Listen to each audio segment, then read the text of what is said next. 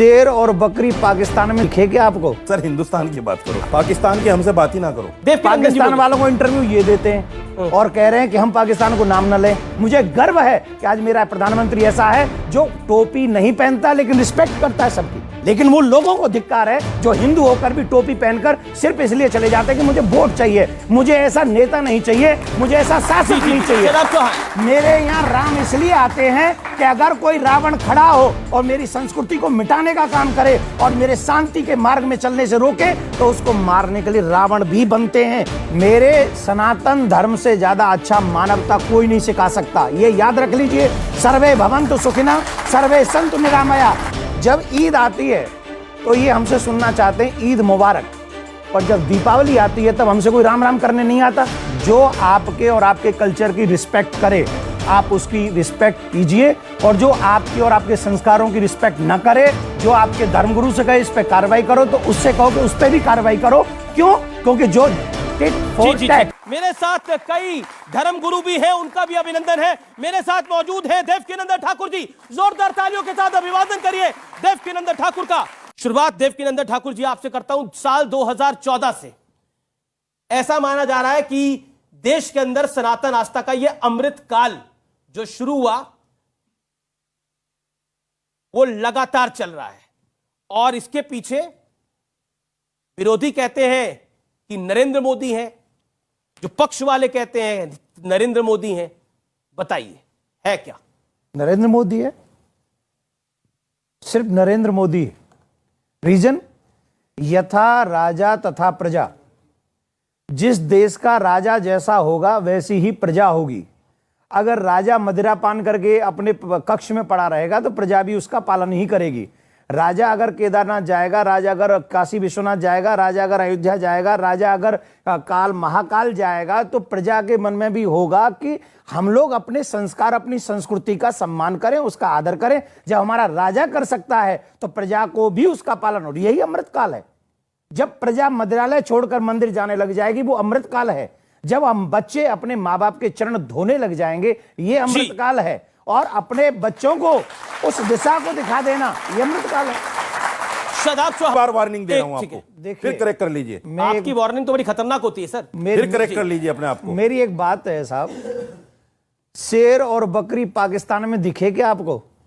शेर और बकरी अभी सुन ले, देखिए अभी मैंने बोला था आपके बीच में सर हिंदुस्तान की बात करो। हम कर रहे हैं, हम हिंदुस्तान में बैठे हैं सर। देखो अब हम वो भी कर लेंगे तो वो भी जोड़ के माफी चाहता हूं आपसे, पाकिस्तान की हमसे बात ही ना करो। अच्छा, हम जानते पाकिस्तान क्या है। बीच में आप देखिए हमसे तो हिंदुस्तान की बात रखने दीजिए। पाकिस्तान वालों को इंटरव्यू ये देते हैं और कह रहे हैं कि हम पाकिस्तान को नाम न लें। इंटरव्यू तो मैं अमेरिका को भी दे दूंगा, उससे क्या लेना देना। हाँ तो फिर हम उसकी भी बात करेंगे। बात मत करो। हम जब अरे हमारी बात सुनो। शेर और बकरी न तो पाकिस्तान में नजर आते हैं, शेर और बकरी ना बांग्लादेश में नजर आते हैं, शेर और बकरी ना हमें इराक और इत्यादि में नजर आते हैं। लेकिन भारत में अमृत काल, क्योंकि हम यह बात कर रहे हैं सनातन आस्था का अमृत काल है। किस लिए है?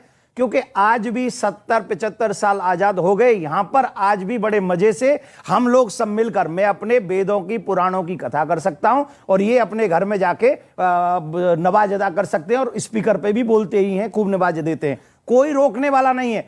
पर दुर्भाग्य इस बात का है कि अगर किसी के समर्थन को कोई कर देगा और हम उसके सर को तन से जुदा कर देंगे, उसके बाद भी हम ये कह दें कि नहीं हम हिंदुस्तान में ये सब नहीं हो, ये कैसे होगा? 10 सेकंड देखिए, अभी आज आपके मन से एक और बात उठा दूं। राम मंदिर के लिए इजाजत मिल गई, कोर्ट ने कह दिया। काशी के लिए भी चल ही रहा है, मथुरा अभी भी बाकी है, और अभी भी बकरी घुर्रा रही है। किसकी तरफ? शेर की तरफ। किस लिए? बोले तुम्हें राम मंदिर मिल गया है लेकिन अभी मथुरा की बात मत करना, अभी काशी की बात मत करना। यह है अमृतकाल। आज भी सनातनी प्रतीक्षा कर रहा है, इंतजार कर रहा है कि हम कोर्ट में जाएंगे और कोर्ट से ही अपने राम कृष्ण को लेके आएंगे। Okay Devkinandan Thakur ji 30 second. शदाब चौहान। अमीर जी, वो अमृतकाल सनातन का नहीं हो सकता जहां 5 लाख से ज्यादा कश्मीरी पंडितों को मार के भगा दिया गया हो, मार दिया हो, उनकी बहन बेटियों की इज्जत लूट ली गई हो, और उस समय देश में तथा कथित कुछ धर्माचार्य नहीं बोले हों, पॉलिटिशियन नहीं बोले हों। पहली बात। दूसरी बात, आज जब हमारा प्रधानमंत्री, आप कह रहे थे वो प्रधानमंत्री हिंदू रहे, वो हिंदू नहीं रहे, उनकी मेंटलिटी हिंदू नहीं रही होगी, क्योंकि उनको केदारनाथ जाने में डर लगता था, उन्हें मथुरा जाने में डर लगता था, उन्हें किसी भी तीर्थ में जाने में डर लगता था। मुझे गर्व है कि आज मेरा प्रधानमंत्री ऐसा है जो टोपी नहीं पहनता लेकिन रिस्पेक्ट करता है सबकी। लेकिन वो लोगों को धिक्कार है जो हिंदू होकर भी टोपी पहनकर सिर्फ इसलिए चले जाते हैं कि मुझे वोट चाहिए, मुझे ऐसा नेता नहीं चाहिए, मुझे ऐसा शासक नहीं चाहिए। नहीं, कैसे नहीं? रुके रुके, अब जवाब, इसका जवाब, अब मुंह में आपने हाथ डाला, जवाब आएगा, इसका जवाब आएगा। देखिए मेरी बात सुनिए, पहले इस बच्ची ने ये कहा कि मानवता धर्म, मेरे सनातन धर्म से ज्यादा अच्छा मानवता कोई नहीं सिखा सकता, ये याद रख लीजिए। सर्वे भवन्तु सुखिनः, सर्वे सन्तु निरामया। लेकिन मेरे यहाँ राम इसलिए आते हैं कि अगर कोई रावण खड़ा हो और मेरी संस्कृति को मिटाने का काम करे और मेरे शांति के मार्ग में चलने से रोके, तो उसको मारने के लिए रावण भी बनते हैं। इसलिए गुरु क्रम की आवश्यकता है। इसलिए ऐसे, मेरी बात सुन लीजिए, हम सब थोड़ा, अब हम टीवी चैनल पे हैं, हम बताएंगे। आप जैसे चीख के बोल रहे हैं, अरे हम करोगे, नहीं, बात धर्म गुरु से उम्मीद नहीं अपनी बात रख रहे हैं। अब आप जैसे, आप मुझे बोलने नहीं दे रहे, आप मुझे, अरे मैं धर्म गुरु ही हूँ। नरमी से बात कीजिए, प्यार से। अच्छा सुनिए, अच्छा सुनिए, ये मानवता है। अच्छा, इस तरह मुंह बना के आप बात कर रहे हैं। किस डरे हुए गुरु, ये मानवता है। हिंदू धर्म गुरु से ऐसे बात कर रहे हो, ये डरे मानवता हुए है हैं। आपकी, डर दिखाई ये पड़ रहा मानवता है है, आपकी। डर दिखाई पड़ रहा है। मेरा, ये आपको लग रहा है बराबर का दर्जा नहीं है, आपको हर सब लग रहा है बराबर का दर्जा नहीं है, ये बराबर का दर्जा नहीं है। मैं आपको बता दूं, ये अहंकार छोड़ दीजिए जनाब। अभी भी नहीं बोलने दे रहे हैं, यही अभी भी नहीं बोलने दे रहे हैं, और यही सनातन है कि हम आराम से अभी भी सुन रहे हैं। अगर हम पाकिस्तान में होते तो टीवी स्टूडियो में क्या होता ये आप सब जानते हैं, ये सब जानते हैं। इसलिए ये सनातन का अमृतकाल है, सनातन का अमृतकाल है। मंदिरों का पैसा, अभी हम महाराष्ट्र में, मुंबई में, राम क्यों, पहले प्रभु राम क्यों? एक सेकंड मेरी बात सुन लो आप। मंदिरों का पैसा जब से आजादी हुई है इस हमारे देश की, तब से उसका दुरुपयोग ही किया गया सरकार के द्वारा। हम चाहते हैं कि उस पैसे से गुरुकुलम बने और भारत की संस्कृति, जो बच्ची पूछ रही थी, वो आगे बढ़े। पहली बात। दूसरी बात सुनिए, एक और बात, एक ताली नहीं, एक सेकंड। जब ईद आती है तो ये हमसे सुनना चाहते हैं ईद मुबारक, पर जब दीपावली आती है तब हमसे कोई राम राम करने नहीं आता। अगर बराबरी का मामला चाहते हो, आपसे, अरे अरे सुनिए ना, अब जब बोलने नहीं देगा। राम के ऊपर मेरा मानना है गंभीर, ए भैया, ये नफरत सिखा रहे हैं आप बच्चों को। आपके प्रश्न का उत्तर हम दे रहे हैं। जो हमारी दीपावली पे दीप न जलाए, जो हमारी दीपावली पे राम राम कह के हमें बधाई न दे, हम उसकी ईद पे मूद मुबारक करने की कोई जरूरत नहीं है।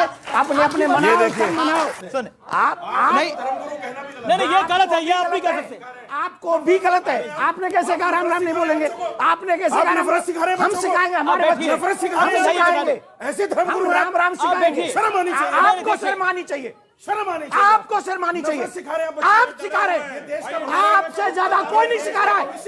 आप सिखा रहे हैं, आप हमसे ऊंचा बोलेंगे, हमसे ऊंचा बोलेंगे। आप सिखाएंगे हम धर्म गुरु है, आप सिखाएंगे हमको। धर्म गुरु कहते हैं। अरे मौलाना साहब, हमने शर्म आ रही है तो मौलाना मौलाना को बोलते हैं ऐसे, शर्म है। इनको बोल रहे हो, आपका शर्म है। आप तो ये किसी मौलाना के सामने ऐसे बोल रहे हैं। और आप सुनिए बड़े ध्यान से, उन्होंने बेसिक ये बोला, गंभीर चर्चा है। जी। अब आखिर में कुछ सुना दीजिए देवकीनंदन जी, सुनाना तो पड़ेगा। अब मैं सुना नहीं सकता क्योंकि मैं दूसरे मोड पे हूं, पर एक बात अपने सनातनियों से सबसे कहूंगा, जो आपके और आपके कल्चर की रिस्पेक्ट करे, आप उसकी रिस्पेक्ट कीजिए, और जो आपकी और आपके संस्कारों की रिस्पेक्ट ना करे, जो आपके धर्मगुरु से कहे इस पे कार्रवाई करो, तो उससे कहो कि उस पे भी कार्रवाई करो। क्यों? क्योंकि जो टिट फॉर टैट। जी, बहुत बहुत शुक्रिया।